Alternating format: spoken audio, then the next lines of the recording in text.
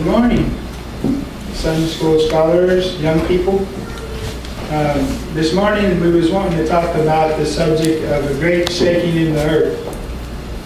Anybody know what that's called? What is it called? A volcano? Volcanoes shake pretty good.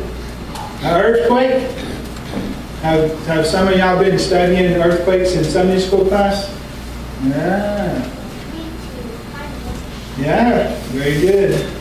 That's been a pretty big subject around here the last few days. Been a lot of shaking going on.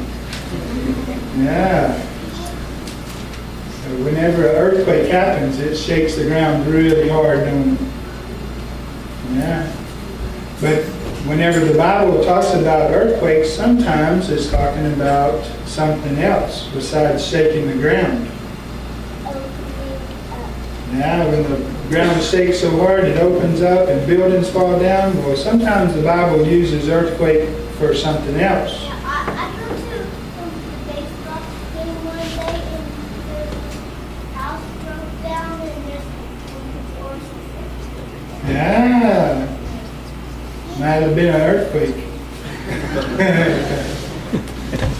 But sometimes God uses that word earthquake to describe something that's going to happen in the earth that's going to change the government and it's going to change the religion, what people believe, how they worship. And that's what we're going to be talking about this morning. You know how many earthquakes like that the Bible talks about? Anybody?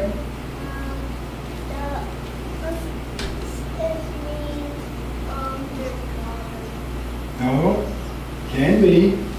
An earthquake in the water makes a tsunami, a great big wave. But so anybody know how many earthquakes there's supposed to be? Which we call political earthquakes, because they don't shake the ground, they shake the governments and the religious order. How many do you think there would be? 5? That's pretty close. 4. That's closer. 3. That's right. There's supposed to be 3 of them. And you know what? 2 of them have already happened. That's right. What happens with a political earthquake, it shakes up the government and the religious orders. Kind of like this.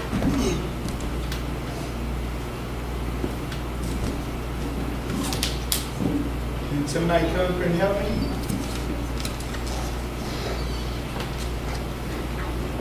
Can someone come up here and help me?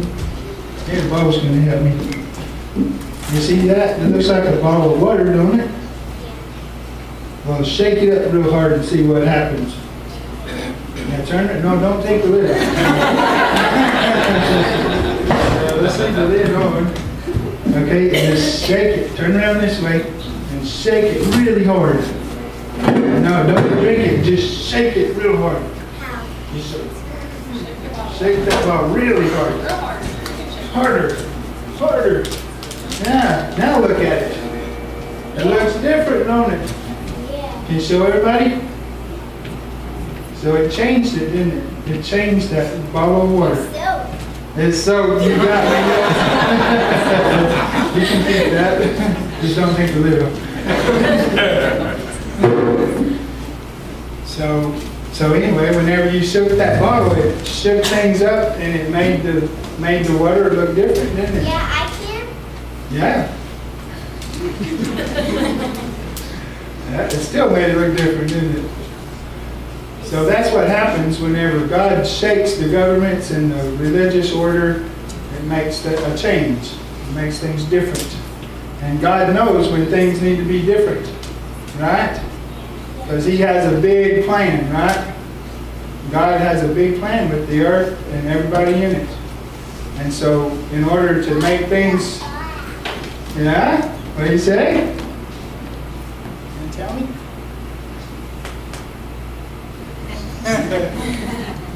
Almost.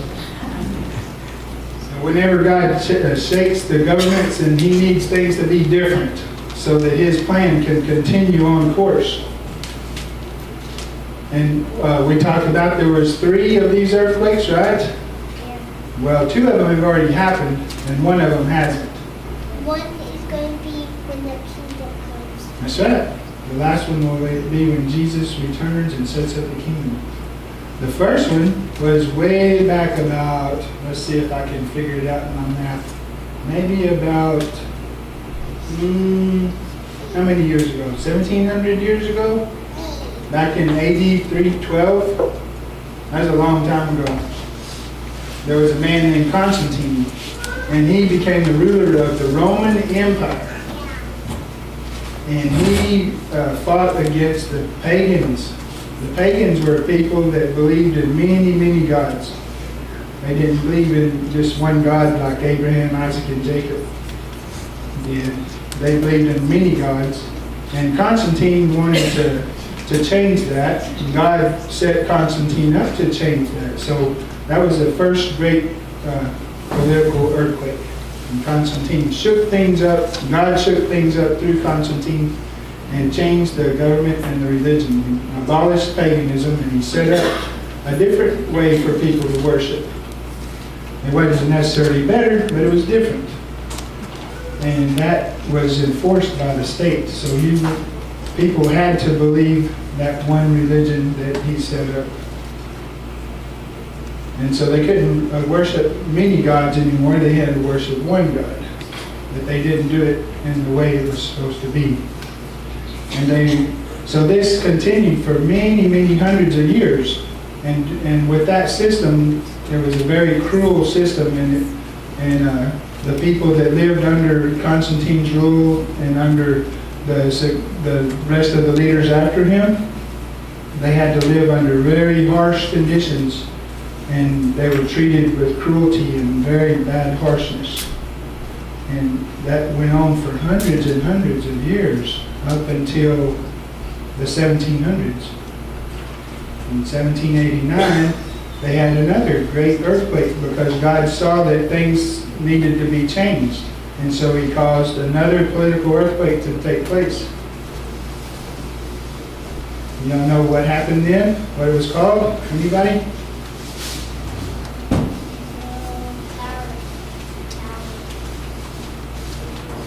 Let's see if Andrew can help us. Y'all know Andrew? Yeah? I bet he can help us. What was it called, then? Revolution. French Revolution. French Revolution is what it was. So it happened in France. All the people were tired of being treated like that. They were tired of not being able to worship God the way they chose, and they were tired of being treated like dogs, while the kings and queens and priests got to live like kings. So a lot of people were starving to death, and they were treated so cruelly and so badly that they finally had enough. And so they revolted against the monarchy and the hierarchy of the Roman rule and the Catholic Church. And they overthrew it. It took a lot of battles and a lot of wars, but they overthrew that system. Did you know there's only 4 world empires in our history? Yeah, I do. You do? Very good. There's 4 of them, right? Is that right? Okay, and you agree? Okay, good. We're all right then. So those 4 empires, did y'all ever see a picture of Nebuchadnezzar's image that he dreamed in a dream? I'm not. You haven't? Well, there's a big, tall image. He saw it in his dream. And it was a kind of strange looking thing because it was made out of different kinds of metal. You've seen it, haven't you? What was it made out of? Gold, silver, Silver?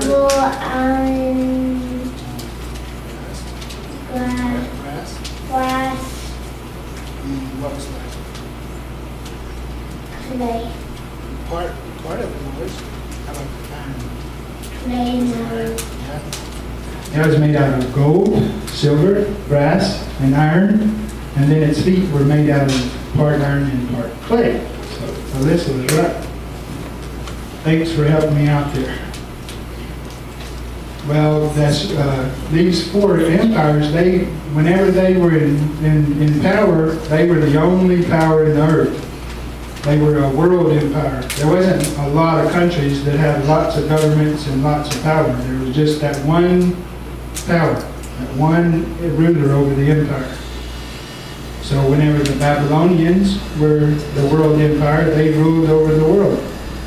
And whenever the Medo-Persians were in power, they were a world empire. So they ruled over the world. Yeah. Oh yeah, there's a picture. Can you show it to everybody? That's Nebuchadnezzar's image right there. See, it had the head of gold, breast and arms of silver, belly and thighs of brass, legs of iron, and the feet were part clay and part iron. Well, right here is where the Roman Empire was those legs, right? Babylon was the head of gold, the Medo-Persians was the brass, the silver arms and breast, and then the brass was the Grecians, and then the Romans was the legs of iron. Thank you. Good job.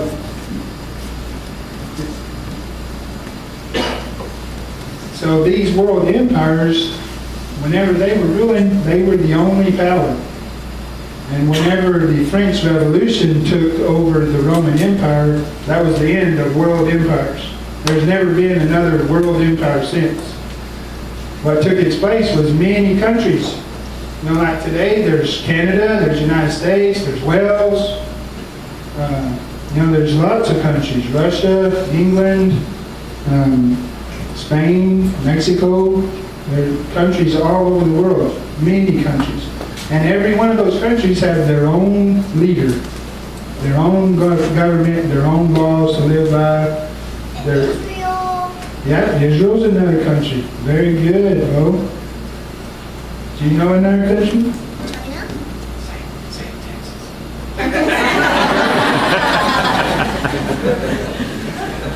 Ah, I see the girl after my own heart. Right there. Oh, you would, wouldn't you? You're a Texan. I know you. Huh? Town. Indian passes. Land passes. So anyway, nowadays there's a lot of countries, and every country has its own power, its own religion. Everybody can do whatever they want to, pretty much. Yeah, your house is far, far away. It is a long ways from here And in California. Boston is too. It's not as far from here as Texas is. Okay, so is there a world empire nowadays? No more world empire. Will there be another world empire? yes, There will be. When's that going to happen? in the kingdom. That's right. Jesus will set up a world empire. It will be the kingdom of God on earth. And Jesus will rule. So what happens right now is man rules himself, right? And he rules in the kingdoms of men as far as God will let him, right? That's right. And what's wrong with that is man doesn't do things God's way, does he? He does it the way he wants to. Yeah, and then God killed him. Yeah, and God has to do something about it, don't he? That's right. Lots of times whenever God has to do something about it, a lot of people die. And that's what's going to happen. A lot of wicked people are going to die whenever Christ comes back and sets up the kingdom. Yeah, my dad, his dad died.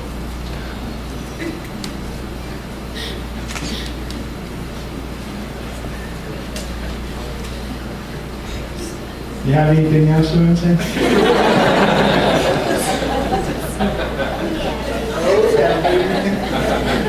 Oh yeah, baby. I like your attitude, bro. Anytime I need some help, I know I can call on you. I would kill those things. You would, wouldn't you? They said he would come up here for me if I needed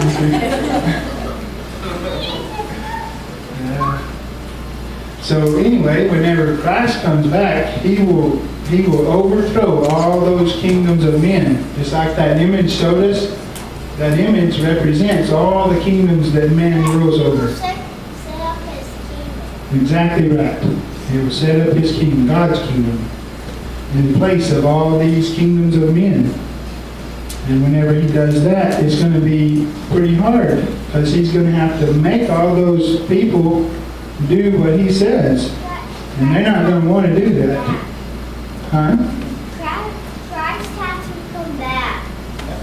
That's exactly right. Christ has to come back to this earth in order to do that great work of subduing the nations.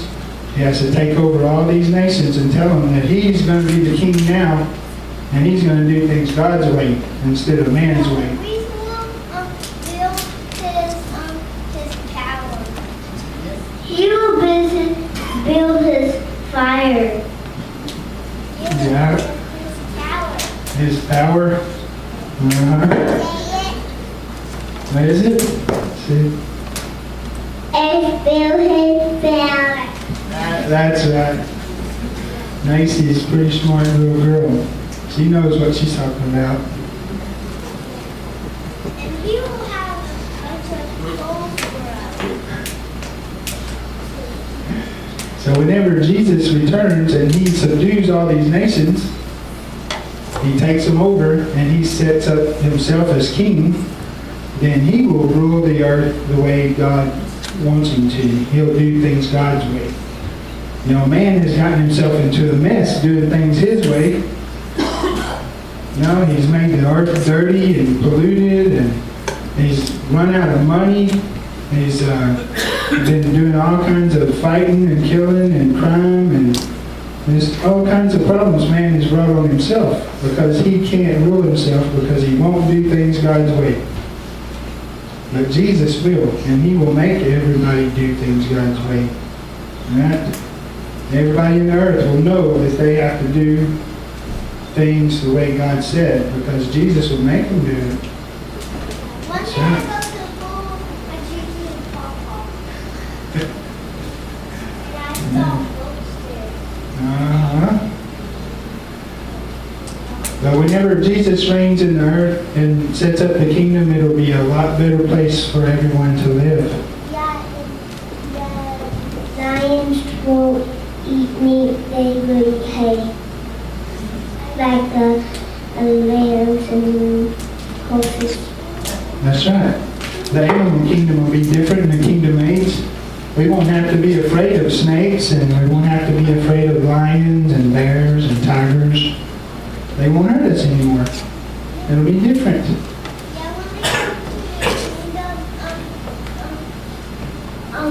God will tell all the bad stuff to be nice. That's right. He'll make them where they don't want to hurt us.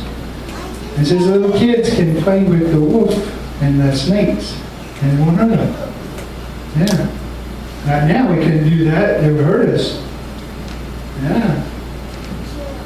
And so that's one of the things that will be different in the kingdom, is that the animals won't hurt us and they won't hurt each other. That's right. And see, those things, you know, that's what happened in the Garden of Eden. Remember, in the Garden of Eden, and Adam and Eve was in the garden and they sinned. They didn't mind God, and God changed things. In the Garden of Eden, the animals didn't hurt each other. They didn't eat each other. They didn't do those things. Man didn't have to be afraid of the animals. But now he does, because he sinned in the garden and it changed everything. See that? Chasing a buffalo, and they was running away from us, and I was scared that time I got my teeth out. Yes. That sounds like part of that curse. That sounds like part of the curse that was placed on Adam and Eve in the Garden of Eden. And we're all their children, so we get the same curse. And so right now, we have to deal with a lot of pestilence. Can you think of one pestilence we've had to deal with up here? Yeah, It flies and it sucks blood. What is it called? I Mosquitoes. Mosquitoes, you agree? Mosquitoes? Mosquitoes. Yes. More mosquitoes. Mosquitoes, you got bites from them. That's part of that curse right there. We get some right here. Oh, yeah. Bees. Bees can sting us. They can do a good thing making honey, but they can sure hurt when they sting, right? So that's part of that pestilence. God did that in the Garden of Eden whenever man did wrong. So he put a curse in the earth. And so now we have to deal with mosquitoes and bees and snakes and lions and tigers and wolves. And wasp. Wasps. Never been stung by a wasp? It hurts all like a bee. Yeah. My brother been stung by a red wasp. By a red wasp? Yep. Me too. Yellow jacket. Yellow jackets. Ticks, fleas. There's lots of pestilence. Even a housefly can be a pretty bad pest, right? Ants. Yeah. Ants. Ants, that's right. Ants is too. There's lots of pestilence in the earth. But you know what? In the kingdom age, there won't be any pestilence. What about sickness? You ever get sick? I did before. You did before? Me too. I got it before. Did you ever get sick? Are you well now? Did you get well? Are you still sick? Okay, good. Yeah. So there's lots of sicknesses and diseases in the earth right now, but there won't be in the kingdom age. That'll be lifted. That curse will be lifted. So things will be a whole lot different. So we can see how that great earthquake that Jesus is going to bring upon the nations and the churches is going to bring about a lot of wonderful things, right? So it'll be a better place to live. God knows best. Yeah. I can take this home to my home. Yes, you can have it. Well, just don't take the lid off. This is it. Okay. Yeah. So do y'all want to be here whenever Christ comes and sets up the kingdom? Yeah. You think it'd be a pretty wonderful place to live? Yeah, I can play there. Do you know what a paradise is? I don't know what it is. Paradise? Anybody know what a paradise is? What do you think, Elizabeth? I think a paradise is a paradise. Paradise is a paradise. No matter where you are, no matter who you are. Do you know what a paradise is? Yes, ma'am? It's a beautiful place. Yes, it is. Very beautiful place. The Garden of Eden was once like a paradise. It was a paradise where they didn't get sick, they didn't have to work to get their food, and they didn't have to have pestilence, and it was a wonderful paradise of God until man messed things up. So whenever Christ reigns in the kingdom, the earth will be like a paradise. And everybody that lives in that kingdom age will be living in paradise. Yeah, and Jesus will be the king of the whole earth. Yeah, I can play there. You can play there, and you won't have to be scared. You won't have to worry about getting hurt. Wouldn't that be wonderful? So anyway, y'all looking forward to the kingdom being set up? Me too. Yes? What would the old be like if Adam didn't eat the fruit of the tree? I don't know. God didn't say. She asked what would it be like if Adam didn't eat of that tree. So the Bible didn't say what it would be like then, but it just says how things changed. Okay, well I'm just about done. Anybody else have anything to say? This is the earth made out of Play-Doh. That's kind of like the earth, isn't it? It's made out of Play-Doh. So you could make it like an earthquake and change it, couldn't you? Yeah, there goes the earthquake. Well, thank y'all for your time. I sure enjoyed talking with y'all. What did you say? The earthquake's gonna be the kingdom. The earthquake will bring about the kingdom, that's right. You can make a fake oath and get a knife and cut it a little bit and make an earthquake with it. That's right. We'll have to do that sometime. Make us an earthquake. Yes, Jasmine? I have a picture. Yes, Jasmine has a picture of how it'll be in the kingdom age. Can you hold it up for everybody and show the kids? Yeah. See there, they have the lion and the lamb and the wolf and the little child and the oxen and the leopard. They're all together. They're not trying to hurt each other. Yeah, there's the cow. That's there. Yeah, they're not afraid of each other and they're not hurting each other. So that's a good picture of how to be in the kingdom. Isn't that nice? That'd be wonderful to live in a place like that, wouldn't it? And that's why we want to do everything the way God says, so we can be in that kingdom and live in that paradise. Okay? All right. Well, thank y'all. Thank you too. You're welcome. You sure are. Enjoy it. Great bunch of kids.